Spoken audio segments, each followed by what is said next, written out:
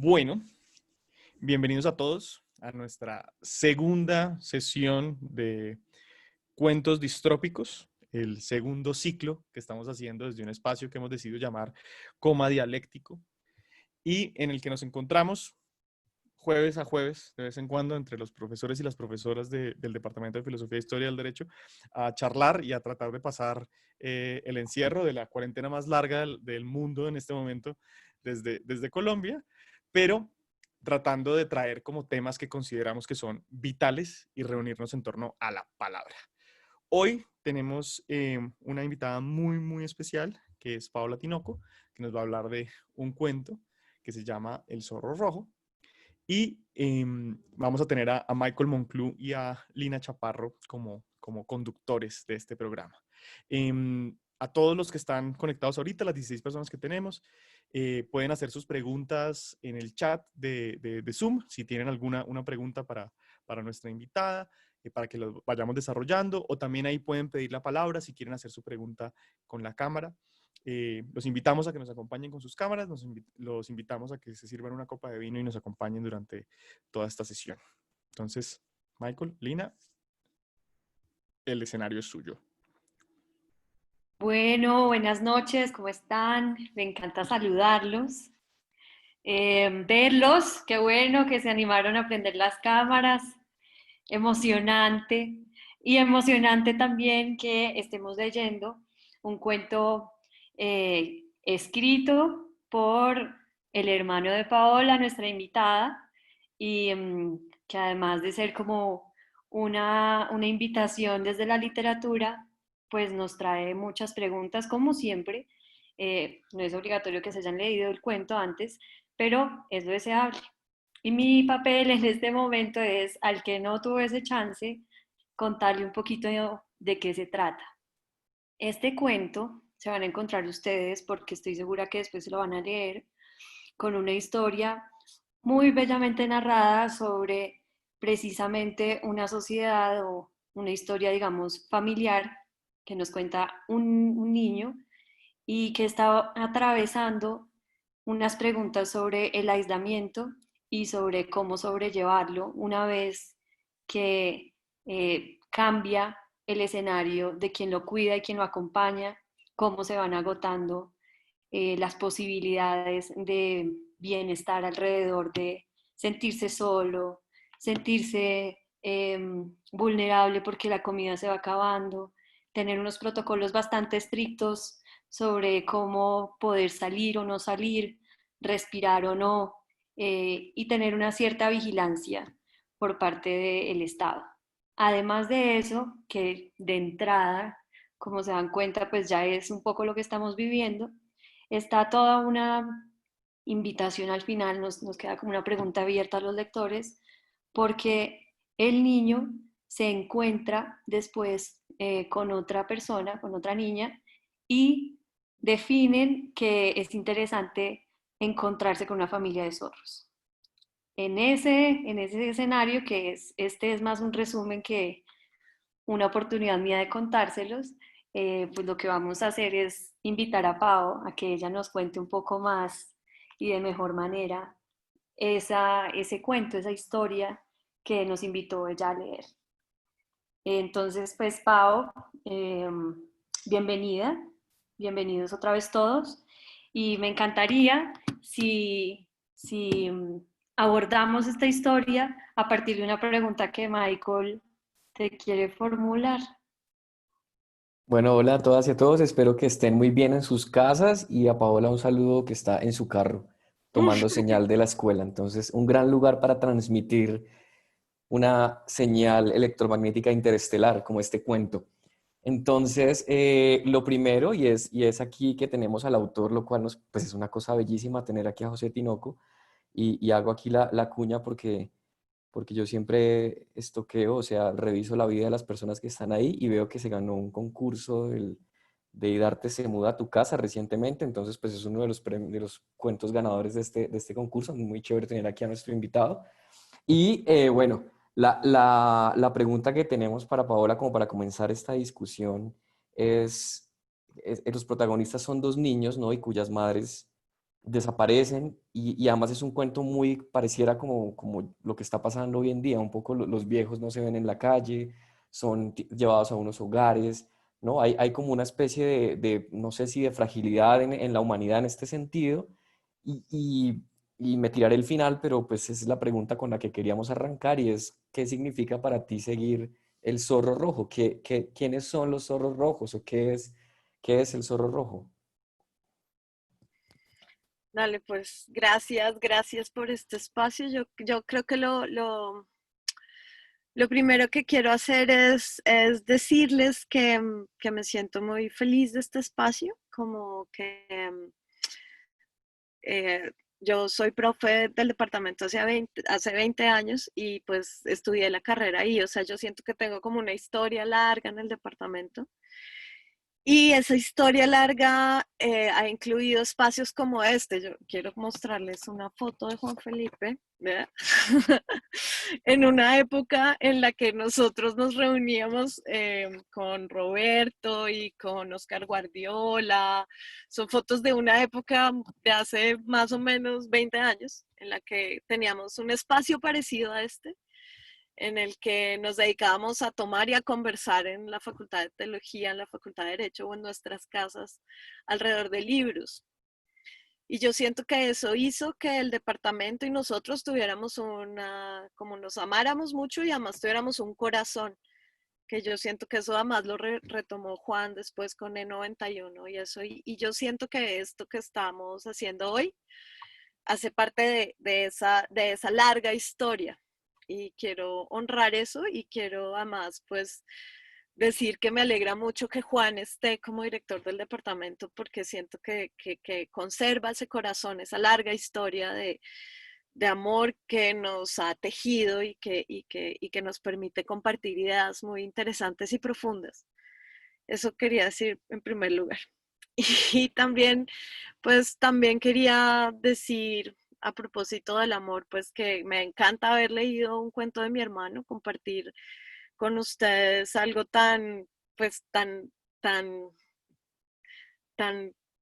bueno, no sé, tan íntimo como un cuento de familia, pero además no es un cuento de familia. Mi hermano es escritor, se ha ganado otros premios y pues de alguna forma también es como un brindis por él, un brindis por su historia y pues digamos compartirles a ustedes algo que también me enorgullece y son sus palabras y su forma de mostrar y de, de mostrar la vida.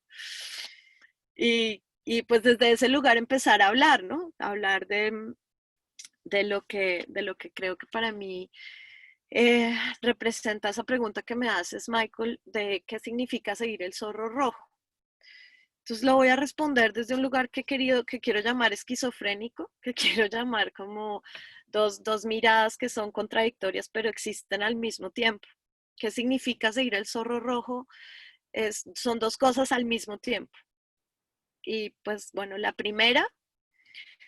eh, la primera tiene que ver con frente a este Estado que de alguna forma ha fracasado en la respuesta a los niños y a las mujeres y a los más vulnerables.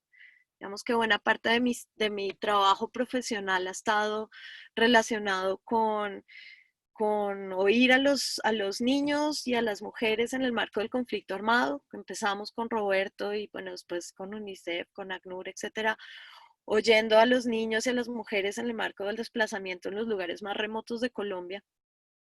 Y creo que lo que yo siento en este momento es que nosotros, como el Estado, ha fracasado en esa respuesta institucional a esos sujetos, a los sujetos más vulnerables y que no son adultos y que no pueden poner su voz en el escenario institucional. Entonces, mi respuesta esquizofrénica es tiene dos miradas. Una mirada que es la que tiene la idea de es dos niños siguiendo el zorro rojo significa de alguna forma seguir a la madre tierra, seguir al zorro, seguir a la naturaleza, digamos apostarle a que nosotros podemos encontrar la subsistencia de otras formas. Tal vez hilando con la conversación que tuvimos el jueves pasado y que Juan digamos, trataba de decirnos el corazón mismo de lo comunitario, el corazón de los sujetos como individuos políticos que pueden tomar decisiones éticas frente a su supervivencia, que no tiene que ver necesariamente con seguir al Estado. Es como esos niños que siguen el zorro rojo y que probablemente aprendiendo del zorro van a aprender a comer de la basura o van a aprender a encontrarse con la naturaleza. Recuerdo que ustedes vieron la película de Miyazaki, la de, ¿cómo se llamaba? La de La princesa Mononoke. Y es un poco la pregunta por si eso es posible, ¿no? O sea, un mundo en el que podamos recuperar lo intuitivo, recuperar la relación con la naturaleza y darle un lugar a eso. Mi experiencia actual como viviendo en un parche hippie comunitario que hoy está respondiendo a las formas de hacer mercados, y eso también es como la hipótesis de que eso es posible, de que es posible aprender de las gallinas, de los árboles, y que además es posible también generar de una forma creativa otras formas que no son formas institucionales y que tratan de responder a las preguntas individuales, a las preguntas de la subsistencia de sujetos individuales. Eh, Quiero decir con esto que es probable que solamente en ese ejercicio de la supervivencia y de lo local, muy local, logremos tener o sea, recuperar eso tan profundo que tenemos los seres humanos, que es nuestra posibilidad de decidir, nuestra posibilidad de generar conductas creativas, conductas que permitan adaptarse a las necesidades de subsistencia que nos ofrece el mundo. Entonces, esa es como una de las hipótesis, tal vez una hipótesis esperanzada de lo que significa seguir el zorro rojo, y es seguir a la naturaleza.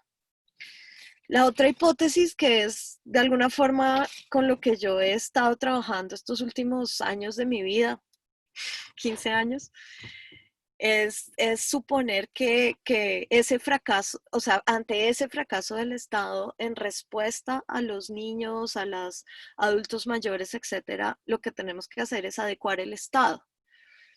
Es decir, por ejemplo, en el caso del cuento, tener unas instituciones más amigables con los niños que les permitan comunicarse de mejor manera, generar unos entornos protectores, eh, generar, digamos, cadenas de vecinos que puedan proteger a los niños. Esto en este momento en Colombia está sonando mucho tanto por los casos de violencia sexual como por los casos de reclutamiento que hay actualmente. Entonces, lo que yo siento, lo que yo me pregunto es, o de hecho en lo que he trabajado, es cómo transformar un Estado que pueda darle voz a esos sujetos, tanto a los adultos mayores, que aparecen también en el cuento, como a los niños o como a las mujeres, tratar de responder desde la perspectiva de enfoque diferencial.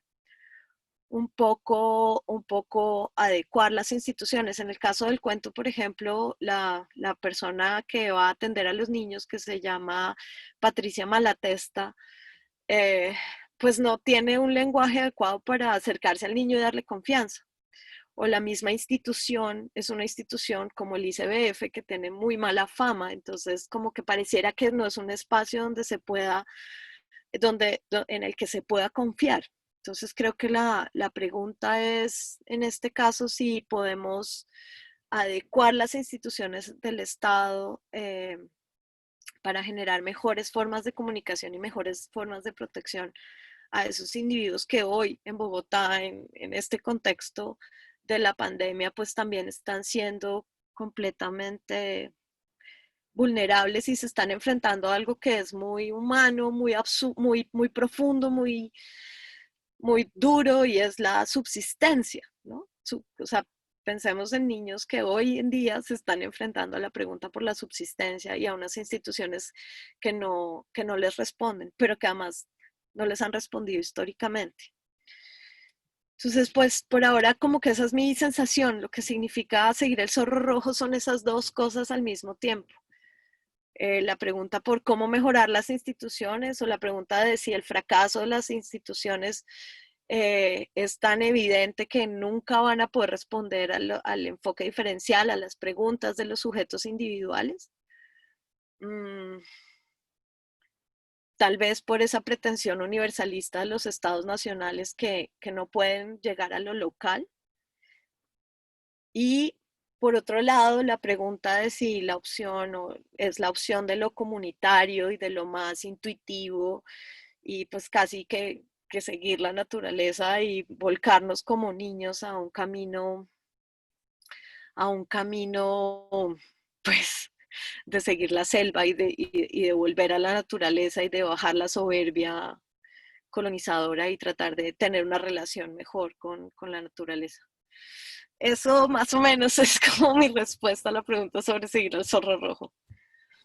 ¿No? Súper, muchas Una gracias. pregunta chiquitica y una respuesta todavía más pequeña y casi no nos diste material para pensar, Pau.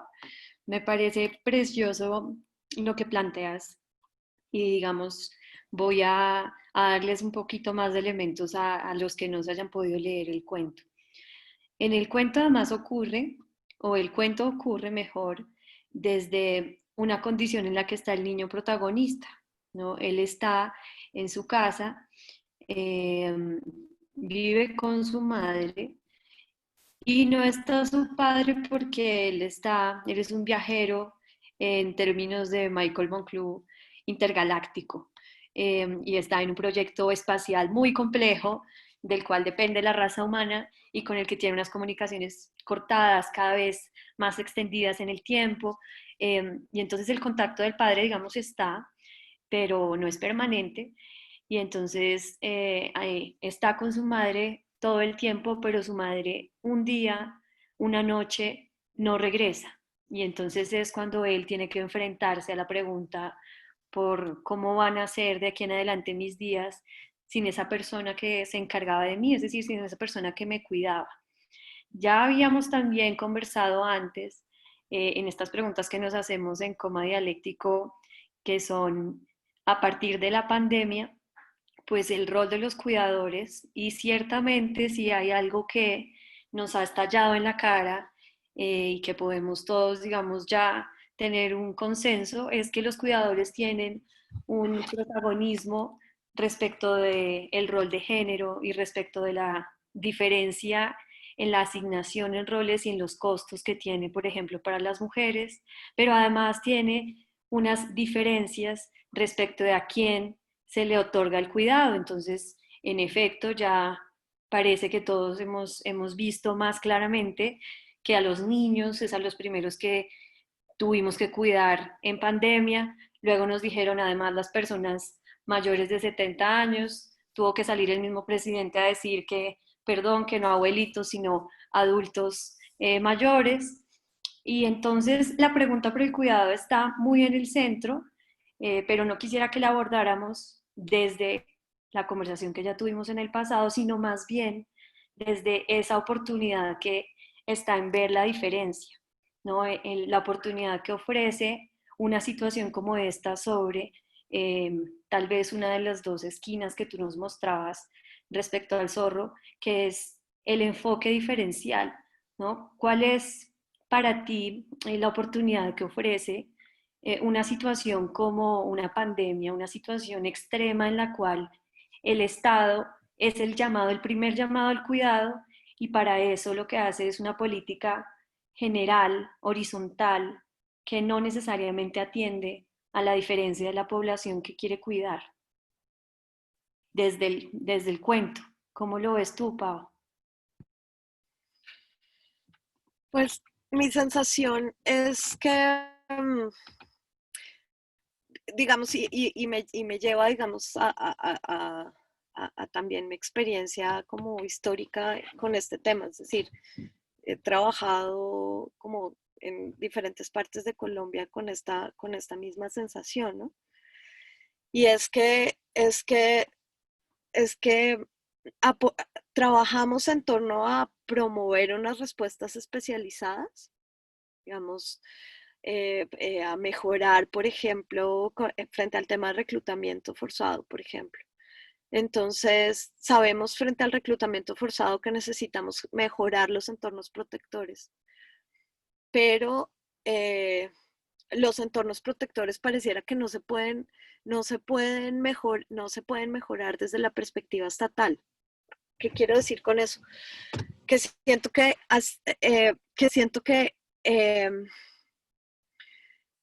se necesita más fuerza comunitaria para poder rodear a los niños y a las mujeres, por ejemplo,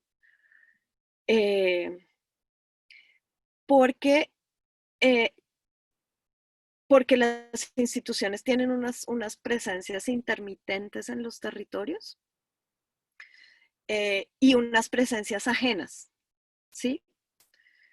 Entonces, mi sensación es que necesitamos pues sí, más presencia institucional. Eso por ejemplo, lo intentamos en Quibdó, pero al mismo tiempo necesitamos comunidades más fuertes, porque con solo la presencia institucional pareciera que no logramos generar respuestas adecuadas a los niños. Entonces, el escenario de pandemia, siento que lo único que hace, tanto en el caso de violencia de las mujeres como en el caso de la niñez, es volvernos a poner en la cara las situaciones de profunda soledad y abandono en la que están los niños, y tanto la ineficiencia estatal como la ineficiencia comunitaria para protegerlos. Entonces, mi sensación es que la pandemia lo que hace es exacerbar eso, pero no logramos como fortalecer ninguna de las dos fórmulas desde la mirada institucional. Siento algo así. Es como que todavía es muy horizontal, o sea, todavía, digamos, tendríamos como una política para las mujeres en general, sin ver cuáles son las diferencias incluso al interior de las mujeres, una política en general para los niños, sin entender que hay una diversidad muy grande, es un universo complejo el que lo compone. Es un poco lo que me parece más bonito de entender el narrador que representa al niño, eh, es que él no se ve, sino hasta el último momento, él no se ve en una situación de urgencia, ¿no? Primero porque está esperando que vuelva su papá y su mamá, pero segundo porque él tiene raciones de comida y digamos está en la comodidad de su casa.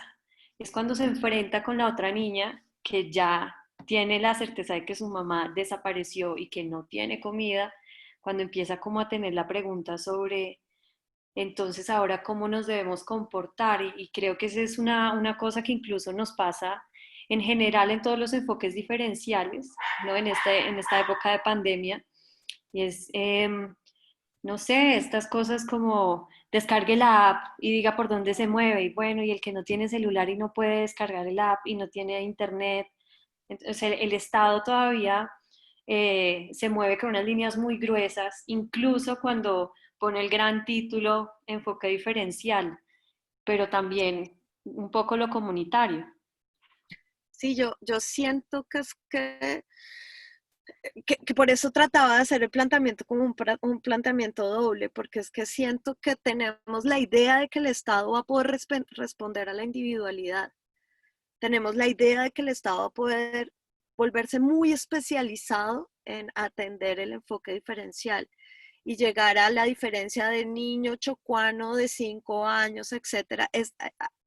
Digamos, en eso nos hemos esforzado 20 años como Estado tratando de llevar la mirada institucional hasta allá.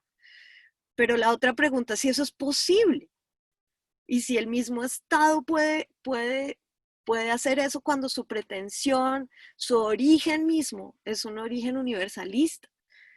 Y entonces ahí lo que creo que de alguna forma pasa es que casi que hay que decir, para el Estado hacer eso es imposible. Y eso representa el fracaso del Estado. Y eso representa que lo comunitario debe volver a tomar la voz, porque el Estado no puede responder a las particularidades individuales. Al enfoque diferencial verdadero solo se puede responder desde lo local. Y solo puede responder desde lo local cuando lo local está empoderado para poder responder directamente a eso. Donde hay por ejemplo, en la vereda donde yo vivo, o sea, como saber quiénes son los niños, cuál es tu historia, cómo poder generar confianza para que ellos puedan acercarse y responderles, generar redes de mujeres para que yo sepa cuáles son las historias y cómo poderles responder. Entonces, casi que es decirle al Estado, el Estado no nos puede responder el enfoque diferencial, puede hacer unas adecuaciones, puede hacer unos protocolos, pero en la vida real, después de 15 años, pues en mi caso, lo que yo siento es que estamos arando en el agua y que probablemente para el Estado sea imposible hacer ese tipo de respuesta. Y en consecuencia, probablemente el Estado no nos sirve para responder a los sujetos más vulnerables. Bueno, algo así. Gracias, Paola. Aquí ya hay preguntas en lista. Entonces, primero va Santi, que tiene una pregunta, y luego Juan Felipe. Ya, la pregunta que yo estaba pensando, creo que ya la respondiste con la última respuesta que estabas dando, o sea, como que llegaste al mismo lugar, pero desde otro espacio. Entonces, solo voy a hacer un pequeño comentario, y era diciendo que me llama mucho la atención cuando dices que el Estado se siente ajeno, así como que es frente a las comunidades, ¿no? Y es pensando mucho en este rollo de que el Estado principalmente se concentra desde el espacio de poder, es desde el uso de la fuerza y el control, y que además en un momento de crisis, la sobreactuación del control y el uso de la fuerza. Entonces, pensando solo cómo se puede armonizar la respuesta institucional, si cada vez que trata de actuar, lo primero que piensa es en controlar más, en usar más la fuerza, en tener a todo el mundo catalogado. Pero es que además yo siento que tenemos que recordar, entender que así es el Estado, así nació el Estado, los Estados nacionales nacieron así, sus instrumentos son las leyes generales y las materializamos en políticas públicas, en decretos, pero sigue siendo ese su lenguaje. Entonces pareciera que estamos pidiéndole a un manco que pueda tejer una camisa, cuando, o sea, no tiene las herramientas, o sea, siento que no, que su origen en realidad es un origen abstracto, general, que busca una ley universal, que aunque ha tratado de generar respuestas más concretas, lo cierto es que se le escapa, porque no le escapamos, como la vida misma se le escapa al Estado, porque efectivamente su vocación es el control, pero no puede controlar la vida, porque la vida es agua. Entonces, pues es un mundo esquizofrénico, es un mundo de leyes y leyes y leyes y leyes y leyes y leyes y nos enmarallamos en tratar de dar respuestas, pero la vida siempre se va a escapar porque la vida es migración, como también muchos años hemos conversado en torno a eso, la vida es agua. Más de 500 decretos, vamos, no lo olviden. Sí. Yo ya no sé dónde vamos. Va Juanfe en la pregunta, eso sí lo sé, su comentario y pregunta. Bien, qué felicidad escucharte, Pau. No me canso ahí en el chat de expresar mi emoción de esta felicidad. Además, esas fotos que mostraste, o sea, y cómo fuiste a esos momentos tan especiales, me llenan de emoción. Yo quisiera como recuperar 3 comentarios sobre el cuento y luego hacer hacerte una pregunta.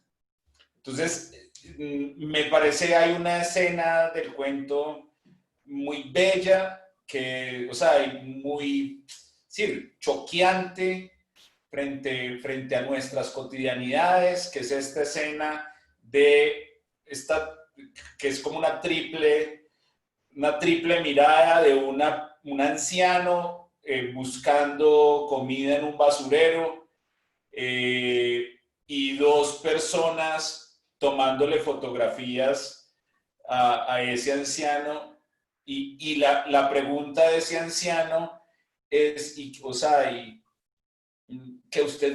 ¿cómo se siente usted frente al dolor de los demás? O sea, me parece que es una escena bien bonita, entre comillas, dura, simplemente la quiero subrayar. Es decir, como da que pensar porque creo que todos hemos estado en esos lugares y lamentable, o sea, en los lugares de tomar la fotografía y quizás no en el de escarbar en el basurero, ni el del de anciano.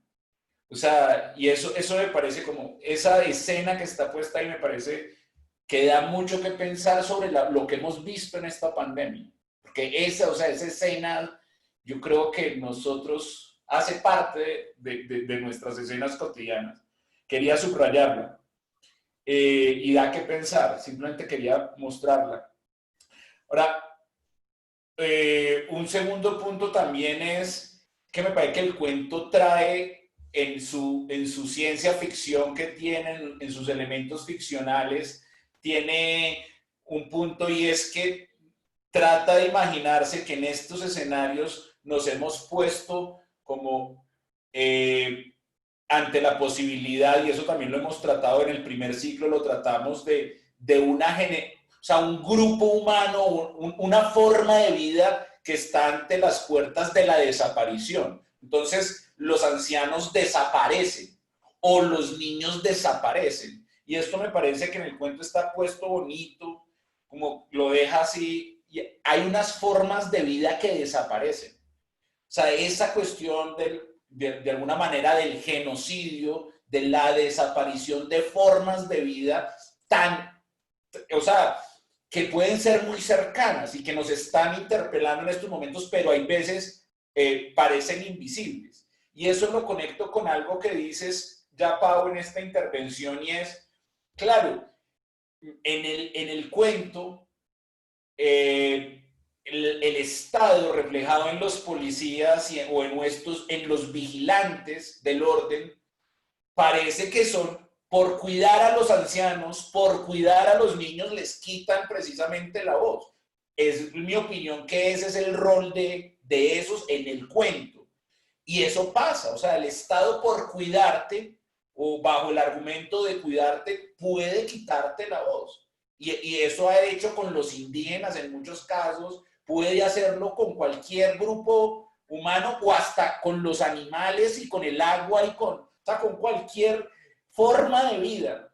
Entonces, eso me parece que si las instituciones estatales surgieron para cuidarnos, que eso tú estás diciendo que es verdad, y para que fuera una institución muy eficiente de cuidarnos, finalmente también siempre habrá un riesgo de que surja un superhéroe o un estado, el que sea, de que hace por cuidarnos, termina quitándole el poder y las fuerzas a quien cuida. Y finalizo, ya estoy subrayando esos 3 puntos como del cuento, muy, muy bonito, y esas formas narrativas y un agradecimiento a tu hermano, pues, que está presente con nosotros acá. Creo que es muy, muy, muy bello poder acceder a estos debates. ¿Quién sabe el que se estará imaginando? No sé si todas esas reflexiones de estos abogados, si vayan para allá, bueno, no sé, pero muy, muy agradecido por haber leído ese planteamiento y me gustaría saber a él en qué momento fue escrito eso, si eso es escrito en este momento o en otro momento. Pero para ti finalmente, y perdón por alargarme en la pregunta, ¿qué significa ir tras el zorro rojo? Si estamos como en esto, a mí también inmediatamente hice la asociación con la princesa, con la película que vimos de la princesa, ¿qué es esta transformación, esta metamorfosis de humano a animales? O sea, ese lugar ambiguo de esa subjetividad, ¿cómo le entiendes? ¿Cómo le entiendes? Porque o sea, porque a mí también me parece que los humanos también pueden, o sea, nosotros somos una especie que también puede enseñar. Y hay más bien que creo que lo que hay que recuperar es una relación, retornar a unas relaciones de aprendizajes mutuos. Nosotros aprender de los animales, especies con las que hemos convivido, pero pues nosotros también tenemos o sea, unas ganancias y unos aprendizajes. ¿Cómo es esa relación? ¿Cómo es esa metamorfosis? La metamorfosis termina nosotros convirtiéndonos en zorros y la desaparición de la especie humana.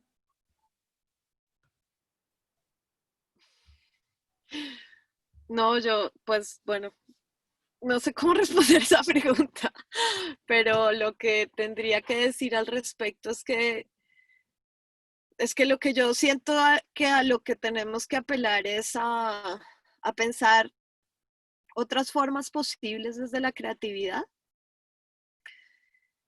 Y esas formas posibles desde la creatividad también tendrían que ver con otras formas de relacionarnos con la naturaleza.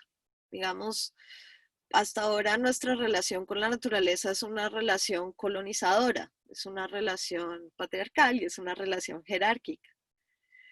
Y yo siento que ponernos otro chip, un chip en el que, en el que, en el que, en el que empezamos a oír a la naturaleza. Por ejemplo, en mi experiencia ahora, en mi vida campesina, oír a la naturaleza significa, pues, ver cuáles son las plantas que quieren nacer. Entonces, en mi caso, los lulos deciden dónde nacer y yo lo que hago es decir, ok, entonces quieres nacer acá, entonces trato de adecuar el espacio para el lulo. Y entonces entender que la naturaleza habla, entender que de hecho la naturaleza tiene unas formas de relación y que todos hemos sido ciegos porque cuando nos relacionamos con la naturaleza no la oímos. Siento que como por ese lado va un poco como la idea de encontrar bueno, formas otras de existencia, pero más allá de este concreto caso con la naturaleza, también creo que es un poco retornar a otras formas posibles de existencia fuera, y pues que siento que de hecho tú mismo nos has llamado varias veces como a pensarlo, y es el poder imaginarnos comunidades más fuertes que se organizan y que desde sus propias particularidades dan respuestas a sus necesidades de subsistencia. Es que lo que siento lo que siento que nos está pasando y nos pasa realmente es que no estamos dando respuesta, o sea, no estamos leyendo ni siquiera como Estado, como instituciones, eh, eso que ya es. Y es como las instituciones con corazón, instituciones resolviendo, instituciones leyendo sus propias formas de caminar, sus propias formas de economía. Y pues de hecho creo que es la pandemia de alguna forma potencia eso, ¿no? Algo así. Apelo a la creatividad. Antes de leer un comentario de Mariale, que no sé si quiere que lo leamos o quiere hacerlo ella misma, voy a invitar a José Tinoco, el autor, para que nos cuente un poquito con ocasión de la pregunta de Juan Felipe. Hola, pues no sé, siento un poquito de vergüenza general, como pues, mi hijo me decía que reconocí, como esa vergüenza que uno siente cuando le cantan el cumpleaños, o un poco como que, que oso. El caso es que, pues bueno, pues muchas gracias a mi hermana y a todos ustedes como por tomarse como en serio pues un cuento que pues escribí de alguna forma recientemente muy en el contexto de lo que está ocurriendo, pues claramente, y no sé si, pues, eso, pues no sé si, pues bueno, en general, general la ciencia ficción tiende a hacer como esas cosas, digamos, convertir una situación, digamos, como muy actual o muy como del contexto y pasarla como a un lugar que pareciera muy lejano, pero claramente pues está hablando de problemas muy como puntuales de una sociedad. El caso es que frente a la pregunta de Juan Felipe, ¿me la podrías repetir exactamente? Es que no la tengo muy clara. Fue sobre... Que si no me había, acuerdo. ¿Qué era? Juan Felipe, qué pena. No, o sea, una de las preguntas era en qué momento lo habías escrito esa la has respondido, que si Ah, lo ok. escribes como en el Listo, no, momento. pues eso y pues frente a todo lo que han dicho, pues me parece, pues sí, como que hay muchas cosas interesantes que a mí me parece que o sea, uno en general puede hablar como casi de cualquier texto, puede como sacar cosas. Me parece, digamos, como yo antes, es que no, yo tiendo a alargarme mucho y a divagar, entonces yo no sé en qué momento más bien como cortar, pero sí me gustaría como comentar un par de cosas generales. Creo que voy a hacer solo una pequeña comentario y es como, no sé si ustedes vieron el lanzamiento del Space hace poco, que era como sí, pues un acontecimiento dentro del mundo de como de esa, digamos, misión espacial o esa como sueño, que en todo caso es sorprendente que coincida con un momento como el que estamos viviendo y que al mismo tiempo se esté lanzando como un cohete que, pues tenía muchas cosas interesantes. Por un lado, pues que era una cuestión privada, o por lo menos tenía tecnología privada. Eso es un acontecimiento como que daría mucho para pensar como sociedad en general. Y al mismo tiempo, una serie de problemas pues sociales como lo que pasó, pues como lo que ha pasado en Estados Unidos y acá y en todos lados, de alguna forma, como muy frente a una población muy marginada, o que se tiene, o que de alguna forma vive una situación muy marginal. Y al mismo tiempo, estas iniciativas, pues que requieren una cantidad de recursos brutales. Entonces, más allá como de resolver y decir como qué debería pasar en el mundo, porque pues a mí me parece fantástico que hubiera una colonia en Marte o que llegáramos a otros planetas o algo así. Y al mismo tiempo me parece fantástico como que se conserve el planeta, ¿no? Entonces pareciera como cosas que están medio relacionadas y relacionadas también con la cuestión de los recursos, que siempre es un problema con los estados, y no solo siento que no solo con un estado que no tiene muchos recursos, o un estado empobrecido, o un estado como deficiente. Bueno, pues eso podría tener muchos nombres, pero ¿cómo disponemos esos recursos o en qué los disponemos? ¿Sí? Eh, y al mismo como esa idea, tenemos, a mí me parecía como interesante la cosa del Vitamun, porque el Vitamun me recordaba un poco la bienestarina también, ¿sí? Aunque en el cuento tiene una función diferente, pero siempre me ha sorprendido esa idea de la bienestarina. Yo nunca necesité, o creo que nunca la he probado, lo cual dice muchas cosas. Y conozco amigos que tengo varios amigos que probaron bienestarina o que comieron bienestarina. Entonces ahí hay como una pregunta como, ¿por qué yo no comí bienestarina? ¿Sí? O porque, digamos, que está ahí como, pues no es tan evidente. Sí, no es tan evidente porque unos sí y otros no. Y un poco, volviendo al tema como de los recursos, es cómo utilizamos los recursos que tenemos y en qué los enfocamos, que es una pregunta que debería responderse o que podría responderse.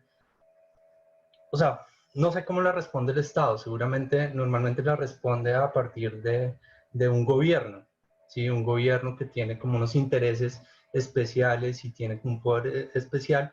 Sin embargo, otra cosa que me sorprendió también, hablando del recurso de los estados, es cómo, digamos que de cada 5 pesos que tiene el Estado, solo llegan 2 o 3, creo que 2 pesos, yo no creo que ese dato me lo dio mi hermana, eh, a invertirse en eso, digamos en lo que podríamos llamar bienestarina, en cualquiera de sus formas, bueno, bienestarina educativa, bienestarina, digamos, alimentario, bienestarina, pues en cualquiera de los sectores.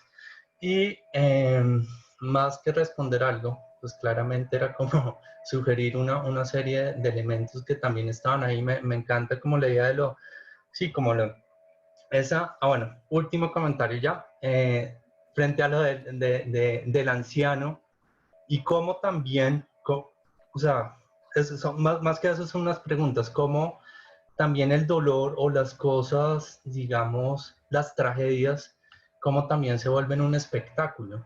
Y eso es algo que ha estado, o sea, estamos en una sociedad como en la que fácilmente algo se convierte en espectáculo, hasta como el sufrimiento, la enfermedad, el hambre que es algo como tan, o sea, yo nunca he pasado, creo que pues nunca he pasado hambre, pues, o voluntaria, porque he querido ayunar o algo así, que pues, pero me sorprende que mucha gente pues siga, o sea, no sé si han visto indicadores de cuánta gente muere diario de hambre, y esos son como, pues van sumando creo que es cada 7 segundos que muere alguien de hambre. A mí el hambre me parece algo como bien interesante para, pues, o sea, ¿por qué? Igual es que no me quiero extender más, ya. Pero pues gracias a todos ustedes en general. Y José, perdón. precioso, gracias, gracias a ti por todo lo que nos cuentas, por el cuento. Y me voy a colgar de un par de cosas que señalaste para hacerle otra pregunta a Pau, solamente para indicar que entonces tenemos ahí a Marialen Remojo y tenemos también a Paula que nos pidió una pregunta para reaccionar a eso y que nos cuentes rápido, Pau, para poder aprovechar estas otras dos preguntas. Eh, por ejemplo, entonces está esto que llama José como la bienestarina, pero que parece como una droga, que está como el Estado más bien atendiendo en términos de salud pública, algo que hoy en día todavía no abordamos de esa manera, y están a su misma vez estos vigilantes con trajes espaciales, con unas pasando en carros a inspeccionar, y entonces tú dices, y además hablan de esta manera, les hablan de esta manera a niños, rompen cualquier posibilidad de confianza. Y José dice, bueno, y además entonces está como nuestra forma de abordar esa tragedia. Y entonces ahí hay como una distinción tácita, pero que pongámosla más expresa, y es, unos somos nosotros los que vemos la tragedia y tomamos la foto, pero otros son a los que les toca ser los funcionarios o el cuerpo del Estado, los agentes del Estado. Eh, y es como que ahí hay unas variaciones, ¿no? ¿Qué piensas tú de ese cuidado, ese lugar de cuidado que les ha atribuido a los que fungen como Estado, a los que se vuelven la personalización del Estado, los agentes del Estado y su lugar de cuidado? Bueno, voy a responder tu pregunta, y es con una historia. Cuando yo trabajé con pues, con la presidencia, en el gobierno de Uribe, y me tocaba representar ante las mujeres desplazadas a Uribe. Entonces yo era Uribe y me odiaban. Y fue horrible, o sea, fue horrible porque además yo trabajaba casi 24 horas por ellas, y mi sensación era, pues era una niña gomela, blanca, javeriana, que habla así como me oyen, que, o sea, hay una imposibilidad de cercanía humana. a pesar de que yo tenía todo el corazón puesto también en trabajar con las herramientas que da el Estado, con el lenguaje que da el Estado. Creo que eso también me llevó a moverme, a seguir moviéndome como me he movido. Después decidí trabajar con ONGs, después trabajé con el Sistema de Naciones Unidas y ahora bueno, ahora en este instante estoy en lo local. Entonces, porque una cosa que me dolía un montón era esa sensación de que me quitaban la humanidad cuando yo me acercaba a ellas. Yo era Uribe, no podía ser un ser humano. En ese transitar creé un colectivo de mujeres que se llama Colectivo de Mujer, Paz y Seguridad, en el que nos reunimos mujeres que trabajamos, o sea, una exguerrillera, una monja, una mujer indígena, una mujer afro, etcétera, todas que hemos tenido como hemos estado en el marco del conflicto armado y empezamos a trabajar en torno a cómo humanizar a esa persona que representa al Estado. Y empezamos a trabajar en torno a una idea básica, que es la idea como literal, la llamábamos compasión, es ponerse en el lugar del otro, es la posibilidad de quitarle la máscara al funcionario y reconocer el humano que hay detrás. Ese ejercicio fue un ejercicio súper potente, con ellas estuvimos apoyando y seguimos apoyando como el camino del proceso de paz, porque pensamos que el proceso de paz pasa un poco por humanizar a todos los protagonistas, incluyendo a los que tienen la cara del Estado. Yo no sé si con esto te estoy respondiendo a tu pregunta, pero de alguna forma, pues a eso me llevó esa pregunta, porque pues yo la viví como en carne propia.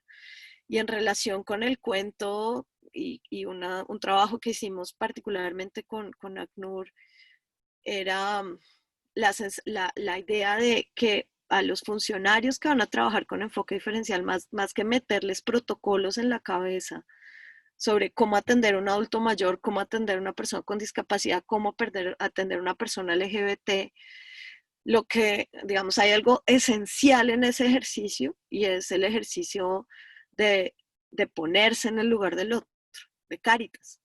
¿Sí? Si yo tengo en una fila a una adulta mayor, lo mínimo que puedo hacer es pasarla adelante, y si no la puedo pasar adelante, tengo que disponer una silla para ella. Entonces, digamos que a lo que apelamos y seguimos apelando en su momento fue en ponerle corazón y sentido común al ejercicio institucional, que en este caso concreto, en el caso de cómo atender a un niño, pues básicamente tiene que ver con eso, con ponerle sentido común, cómo hablar en un lenguaje más cuidadoso, cómo hablar fácil, si vas a hablar con un adulto mayor, hablar más despacio, en fin, o sea, digamos que en principio como que pues el Estado somos seres humanos y los seres humanos digamos, a lo que hay que mover a las instituciones es o por lo menos creo yo, el ejercicio es volverlas más humanas, darnos la posibilidad de ser más humanos, pero pues digamos el Estado cada vez tiene menos, o sea, las formas institucionales cada vez nos dejan menos espacio para ser más humanos, creo yo. Eso. Gracias, Paola. Bueno, tenemos acá en el comentario de María Alejandra, pero no sé si quieras hablarnos más bien, más chévere, te escuchamos. Si quieres, pues. Pues a mí me gustaría continuar con la esquizofrenia que propone Paola, porque mi comentario es una dicotomía en la que he estado desde que empecé a estudiar Derecho, y creo que los que estamos acá, o por lo menos la mayoría, también hemos estado, y es la crítica a la institución, pero somos abogados y somos institucionales todos, pues la mayoría de los que están acá. Y yo me pregunto Paola propone adecuemos el Estado, y yo tengo un sentimiento, y es más un sentimiento que una estructuración teórica, aunque también podríamos estructurarlo teóricamente, y es que con el Estado que tenemos en términos democráticos, no es posible darle la fuerza a lo común. Sin embargo, hablando de la esquizofrenia, la fuerza de lo común también ha estado presente, porque no podemos hablar que simplemente hemos estado ante un estado opresor hacia un lado, y esa es la hegemonía, esa tensión entre, si lo podríamos llamar lo común, y lo homogenizante que puede llegar a ser el Estado. Y yo siento al final, como para no alargarme, que estas charlas que hemos tenido nos han llevado a una misma idea desde diferentes fuentes maravillosa, y es eso que también hemos estado hablando con Juan Felipe en los comentarios, y es la fuerza de lo común.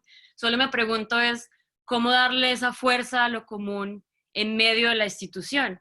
Entonces, una propuesta podría ser adecuemos las instituciones, pero también otra propuesta podría ser simplemente démosle la fuerza a lo común al margen de las instituciones, no creando un grupo paraestatal, pero sí creo yo que hay que hacer un trabajo desde el interior, y cuando hablo ahí de cómo la gente, cómo nosotros representamos a la institución, cómo nosotros representamos al Estado como ese padre ausente o ese padre presente pero con violencia, o ese padre presente que no está finalmente atendiendo a todas las necesidades de la población, diferencial y no diferencial. La pregunta sería cómo transformar, o ni siquiera sé si es una pregunta como tal, pero siento yo que lo que hay que hacer es transformarnos desde el interior, a volver a creer en nosotros, a volver a recuperar la confianza, como estaba diciendo ahora Juan Felipe, a creer que tenemos poder, que no solamente la institución tiene poder, sino nosotros tenemos poder como individuos, y tenemos mucho más poder si nos juntamos. Entonces a mí me parece maravilloso que en medio de la crisis como que volvamos a ideas tan milenarias y tan sencillas y tan básicas, pero precisamente por lo básicas y por lo sencillas hay veces la olvidamos. Ahí dejo hasta ahí. Gracias, Ale. Yo quisiera decir como en respecto a lo que dices, creo que hay que saludar la esquizofrenia y hay que darle un lugar a la esquizofrenia. Al final es como así estamos, y creo que es lo que pasa, es posible y es esquizofrénico, pero es lo que hay. Yo siento que durante muchos años de mi vida he trabajado en esa idea de la adecuación institucional, y la verdad es que en este momento yo siento que ese es un camino o sea, que como usa el lenguaje del Estado y no puede usar otro lenguaje, tiene unos límites enormes, porque el Estado solo tiene una forma, y es una forma colonizadora, y es una forma ligada a presupuestos, y es una forma como que ya la conocemos, ¿sí? Entonces, por ahí no podemos encontrar la esperanza. Digamos, podemos sostener el Estado porque de alguna forma está siendo útil en algunos casos, pero digamos, mi latir en este momento y mi comprensión en este momento está, y mi apuesta está más en el poder de lo comunitario. Y siento que eso que estás diciendo que es básico, ciertamente es básico, y es una responsabilidad. Y lo estamos olvidando, yo no sé por qué no está en el corazón de los sujetos, la idea de que somos responsables de nuestra subsistencia, y tenemos ese derecho de actuar y de crear desde ahí. Y ese es el corazón del ser humano, es el corazón además desde el cual estamos respondiendo solidariamente en este caso. Y yo siento que resaltar eso es algo muy importante y poderoso. Gracias, Paula. Gracias, Paola. Ahora damos paso a Paula, quien había pedido la palabra. Entonces, dale, Paula. Hola, ¿cómo están todos y todas? Bueno, primero que todo le quiero dar las gracias a Paula. Yo soy tu fan desde hace 4 años, que di clase de teoría del derecho, no, de historia del derecho, y luego vi derecho y género, y me volviste feminista y fue demasiado feliz, en verdad, te guardo como en mi corazón con un gran cariño. Qué linda, gracias. Bueno, y aparte de eso, bueno, el cuento y toda la conversación como que me hace pensar en diferentes reflexiones. Yo hice mi tesis sobre reclutamiento forzado, y creo que, bueno, un poco, o sea, todo mi sentimiento resume en todo lo que hemos hablado, que es como que uno siente que, bueno, sentía yo como que las instituciones y las leyes iban básicamente como a salvar el mundo, y cuando hice las entrevistas, como que el choque fue súper duro, ¿sí? Fue como, oigan, el Estado termina haciendo muchas veces mucho más daño que, sí, los mismos otros actores armados o el conflicto armado, como que todos llegan con unas expectativas súper grandes a las instituciones del Estado y termina siendo totalmente catastrófico, y eso me dio súper duro porque es como, porque estudié Derecho, o sea, como si esto no va a servir para nada, pero luego obviamente me di cuenta como que lo que tú dices, como que es un tema de humanizar, de también entender que las instituciones pues se dan a través de personas que cometen muchos errores y que pues también tienen otros intereses, pero bueno, me llama mucho la atención este tema y mucho como pensar en cómo los más vulnerables acuden también al Estado y cómo el Estado en su intento de protegerlos, ignorando como su contexto y lo que han vivido, termina haciéndoles más daño. Entonces, me parece de verdad demasiado fuerte y demasiado linda esta reflexión. Y aparte de lo que decía José Tinoco, que decía, que hablaba sobre el hambre, a mí también es un tema que me impacta mucho y no sé si lo han leído, pero quiero recomendarles un libro que se llama Todas las estrellas son negras, de un autor chocuano, que habla como eso, de cómo es vivir con el hambre, y ya, solo me parece súper impactante como esos cambios sociales y como muchas veces desde el derecho no nos damos cuenta de lo que pasa a nuestro alrededor y cómo intentamos pensar o algunos creer que todo pues va a mejorar a través de las instituciones, las leyes, los decretos, y que al fin y al cabo están a veces muy alejados de la realidad. Y ya. Sí, bueno, Divina, gracias por tu saludo, todo el amor. Eh, y sí, yo siento que esa pregunta es una pregunta muy, muy, muy compleja por lo que he tratado de plantear hoy como todo el tiempo, y es, pareciera que por querer ayudar no, no lo logramos, le quitamos la voz, como lo dijo Juan, y pues también lo decía Roberto en su momento, ¿no? O sea, el ejercicio de nombrar es un ejercicio que le roba la voz a los sujetos. Eh, y en ese, y en esa, y lo peor de robar la voz es desempoderar.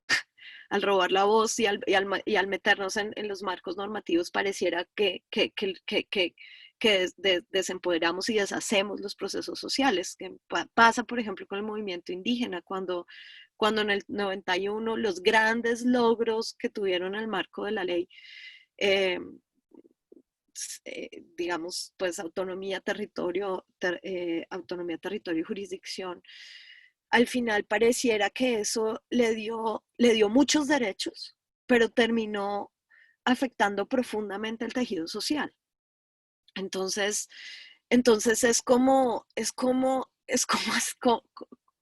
como tal vez, no sé, hacer un estado más pequeño, tal vez, pero siempre queremos que nos dé las respuestas, pero no nos da las respuestas, porque al darnos las respuestas nos quita la voz y nos desempodera.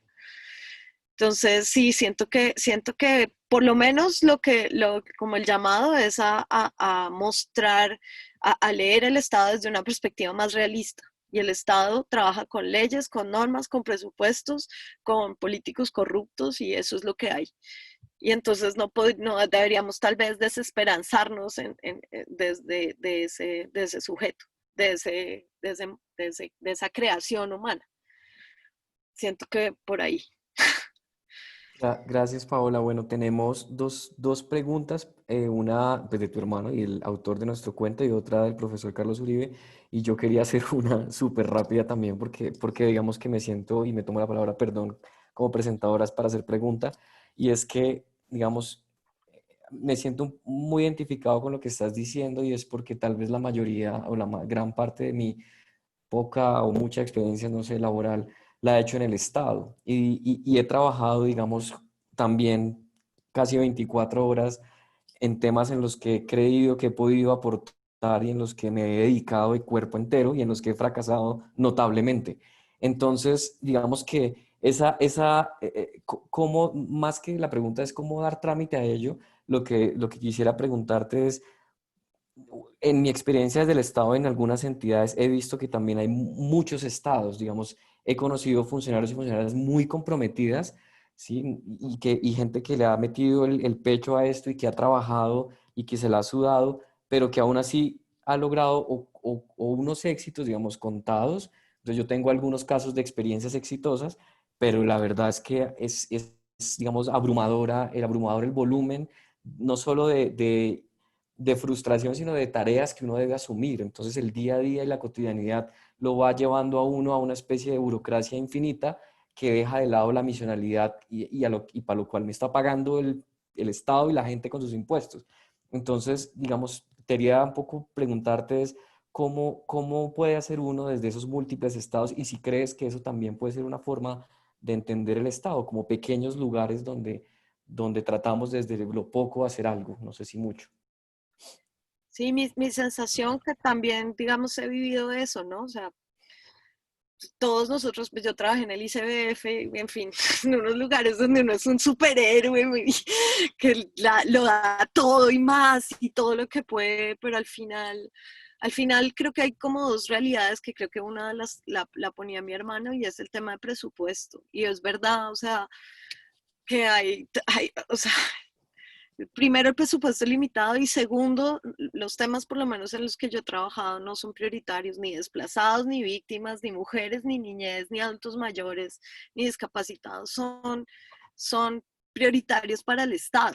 Y entonces al final es como la sensación de, pues esto no, estamos dando todo y por eso se sostiene, pero al final creo que, pues creo que tal vez sí, tal vez sí un día todos los funcionarios que le estamos dando todo hasta la vida por estas cosas renunciamos y dejamos que se vea el fracaso, de pronto logramos más que siguiendo sosteniendo esto con un hilito que es como lo sostenemos, o sea, sobre todo con una fe o sea, con la fe que tenemos en que la ley de víctimas, que la ley 1257 o que el acuerdo de paz tiene, o sea, le creemos a esa promesa y trabajamos para que esa promesa se haga realidad, pero somos nosotros los que creemos en eso y los que le ponemos ahí el corazón y le ponemos a las víctimas, no, que sí, que vas a restituir la tierra, que no sé qué, y la trabajamos por ellos, pero al final tal vez no es el Estado el que está haciendo eso y tal vez estamos mintiendo. Y, o sea, sí, hay unos pequeños éxitos, pero son muy pequeños porque no hay un Estado que esté comprometido realmente con lo que nosotros estamos comprometidos de alguna forma. Vale, Tengo esa sensación. Uf, vale, muchas Pau, gracias. José tenía... estoy al borde del llanto. Por supuesto, en la identificación, este es el momento de terapia. Voy a pasar rápidamente porque nos podemos quedar aquí toda la noche, solo para señalar que Carlos y José nos pidieron la palabra y como ya tenemos como el tiempo cerrándose, entonces tengo la odiosa misión de pedirles que sean muy concretos en las preguntas y en las respuestas, pero obviamente queremos escucharlos para que sigamos pensando otras cosas. Así que el que quiera, adelante. Dale, José, por favor. Bueno, listo. Como, es que, digamos, siempre, o sea, como hace un tiempo tengo como la sensación de, frente, cuando uno le preguntan por el Estado o algo, uno tiende como a hablar como de él, ¿no? Del Estado, de esa cosa que es el Estado y que normalmente está, pues, que uno no sabe dónde está. Sí, yo, pues, digamos, entiendo lo de las leyes, lo de como, digamos, lo que hablaba Michael de la misión, de alguna forma como, pues hay algo ahí abstracto, es una abstracción, pero me pregunto, digamos, si un Estado falla, o si un Estado fracasa, o si un Estado, pues como, cuando se habla de un Estado fallido, o Colombia puede ser un Estado fallido, o sea, como, ¿quién fracasa? ¿Quién es como, o sea, quién fracasó como esa pregunta porque, pues yo digamos tengo una idea al respecto, pero me gustaría como saber ustedes como que son como, pues, que están dentro del tema de qué es el Estado finalmente y cuál es la relación entre el Estado y cualquier individuo, ¿sí? O como que, ¿quién fracasa cuando fracasa el Estado? O algo así. Yo sugiero que Carlos haga la pregunta y después respondemos si quieren como... No, es que cuando hablaba José como de la brevedad o de divagar, yo me encuentro como en esa necesidad de hablar, porque la vez pasada me quedé igual como con lo que estábamos hablando de esos superhéroes. Y hoy volvemos como a un punto y es tratar de humanizar a alguien. Entonces yo intentaba conectar eso con lo que pasó la sesión anterior y es humanizar al Estado, entonces humanicemos a Batman. Y me empieza a costar, pero entonces la sesión anterior me acordaba era del juicio de Eichmann, de la obra de Hannah Arendt, y esa forma de entender entonces al fin al individuo, esa levedad pues del mal. Es decir, si usted lo individualiza y lo pone en un término de un individuo, pues eran las condiciones en las que estaba el funcionario, estaba obedeciendo órdenes y pues hay que entenderlo, por más que haya sido macabro el resultado. Eso fue la sesión pasada. Hoy empiezo a entender al Estado como en la colonia penitenciaria de Kafka, y hay que preocuparse cómo funciona el mecanismo. Eso es lo más importante, cómo funciona el mecanismo, no el resultado que va a generar. Y eso es como me lleva a la concepción de un Estado, y me agrada porque entendí lo de José como en ese sentido en este momento, y es que hablar del Estado parece que fuera una red neuronal bien conectada, que está pensando, pero no, pues el Estado es un montón de cosas desconectadas, está por todo lado, y tiene un mecanismo de supervivencia, que es más notorio en ciertos estados, que lo primero que busca es protegerse, pero que creo que estas democracias liberales cada vez es más visible lo mismo. Entonces pensábamos que eso era nada más de los sistemas autoritarios, pero que va, estas sociedades liberales cada vez uno ve que lo que intentan es protegerse, y ese proteger es a costa de lo que hay. Entonces a veces se ganan márgenes, entonces los que están en el Estado en algún momento van ganando una lucha de 1 centímetro, pero el Estado por el otro lado va ganando, pues protegiéndose por otro lado con muchos más centímetros. Entonces, lo que veo del cuento, para traer el punto del cuento, es que yo veo esa desconfianza absoluta. Es decir, desde la abuela, a mí una parte que me impactó fue cuando sacaron a la abuela en la camilla, se tropiezan, cae la señora. Es decir, el Estado hasta en ciertas cosas tan simples como o que deberían tener tanto cuidado, sacar un cuerpo de una casa, ni siquiera tiene no cumple ni siquiera esa pequeña misión de hacerlo bien. Y el Estado no va a reflexionar sobre eso. El Estado, ese no es un punto de su reflexión. Entonces, lo que me parecía o me llamaba la atención del cuento es como había una dependencia del Estado. Estaba el alimento, estaba la droga, pero al mismo tiempo una pugna contra eso mismo que usted es. Y es en esa dicotomía en la que siempre nos encontramos. Es que del Estado dependemos para muchas cosas, el Estado depende de los impuestos para poder garantizar los derechos, y si no tiene el suficiente dinero, si no hay la suficiente producción en el Estado, pues entonces los derechos también van cayendo. Y lo vemos hoy. Hoy tenemos el 21% de desempleo. Entonces, pues claro, ¿para dónde se van a ir? Es decir, ¿qué comunidad se puede crear cuando la función principal es sobrevivir? Y ese es uno de los puntos donde nos lleva al margen. Cuando el Estado el Estado nos deja como básicamente opciones binarias. O usted está acá o intente sobrevivir sin mí, a ver si puede.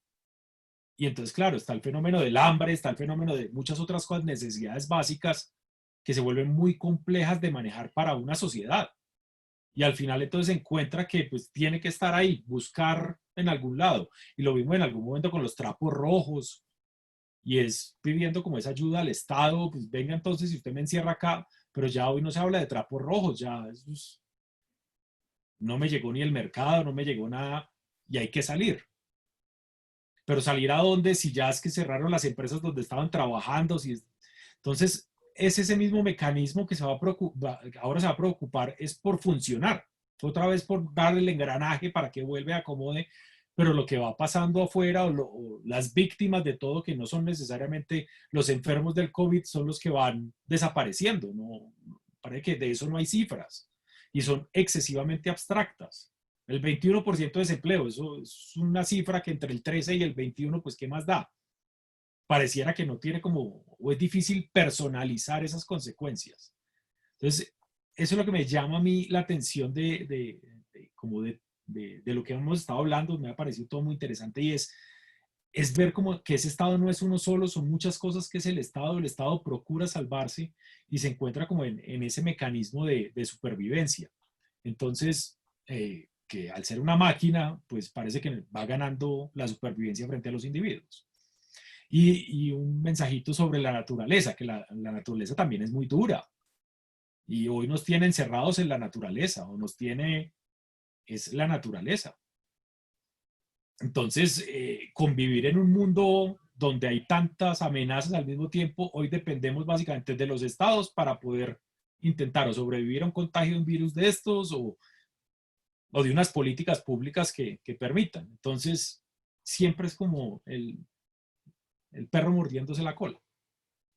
Eso era como mi lectura.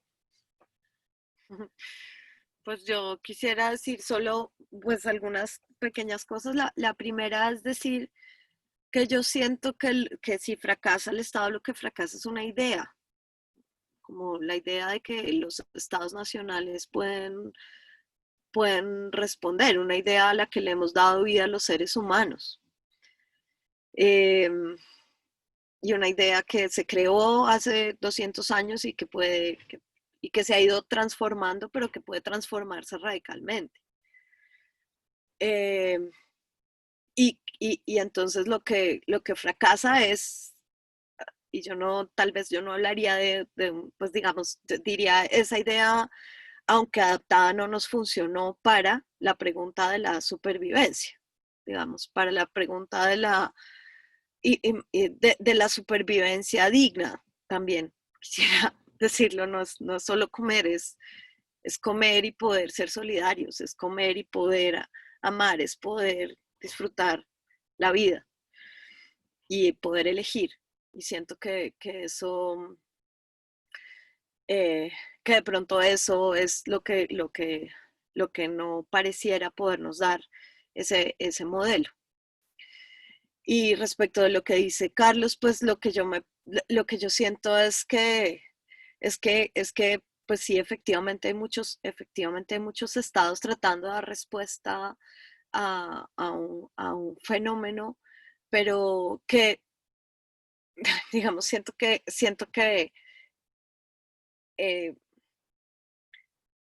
la forma en que tú lo lees, no tengo muy claro si alcanza a mostrar como precisamente lo que significa el empoderamiento de los sujetos frente a un Estado que no les puede responder. Y la hipótesis de que esos sujetos pueden reacomodarse para poder responder a esa solución, para poder responder a esa necesidad de subsistencia, que nos reacomodamos de muchas formas. Ayudándonos entre vecinos, pues claro, digamos, hay como espacios como la ciudad de Bogotá, donde es mucho más difícil porque es una ciudad, pero hay otros tipos de espacios donde la reacomodación de los sujetos frente a un Estado que no puede responder está atravesada por por la solidaridad y por otras formas posibles en las que pues el Estado no llega y pues están inventándose otras formas como fuera de esas ideas del mercado del Estado que al final pues no soluciona. Bueno, pues podríamos hablar toda la noche y además como tenemos vino, realmente podríamos hablar toda la noche. Pero las grabaciones, como ya les hemos explicado, nos toca cortarlas y que tengan unos tiempos medianamente similares. Entonces, solo me queda agradecerles a ustedes por venir y primero y principalmente a Pau por esta charla que ha sido muy, muy bella, muy nutrida, apasionante y sobre todo muy, muy vivencial. Creo que aquí estamos expuestos muchos de muchas maneras y quien nos invitó a esa exposición fuiste tú en una desnudez muy franca y muy abierta. Así que, Pau, gracias. Gracias. Gracias. Alex, siempre te llevo en mi corazón. Y le voy a dar paso a Santi, quien es, Gracias. por supuesto, quien les puede dar las mejores instrucciones sobre el camino que vamos a seguir transitando. Pues bueno, les agradecemos a todos habernos acompañado una vez más en una sesión de Coma Dialéctico para nuestra próxima charla, que es el próximo jueves 9 de julio, también acá a las 7 p.m. en el mismo link en el que entraron. Vamos a tener a Carlos Andrés Uribe, que nos hizo esa última reflexión también con todo el rollo. Él va a estar hablando de Casa Tomada de Julio Cortázar bajo el título de No hay cama para tanta gente. Si les interesa este asunto y nos quieren acompañar también el próximo jueves, muy bienvenidos. Los textos están en un linkcito que armamos que es bit.ly/textos distrópicos, en el que pueden ver la programación de todo este ciclo y además también hacer clic y poder ir a los documentos. A Paola, un abrazo enorme, le agradezco muchísimo por habernos compartido todas sus reflexiones alrededor de este texto maravilloso y a todos ustedes por acompañarnos, por su atención. Espero que ustedes, sus familias, sus equipos de trabajo estén bien, que salgamos algún día a la calle de nuevo y que podamos darnos un abrazo de verdad. Que estén muy bien. Chao. Chao, gracias. Muchas gracias Chao, por chao. ustedes. Chao, Ana. Gracias, divino, Gracias. divino. Chao. Abrazos. Qué Chao, chao. belleza. Besos, amor. Gracias.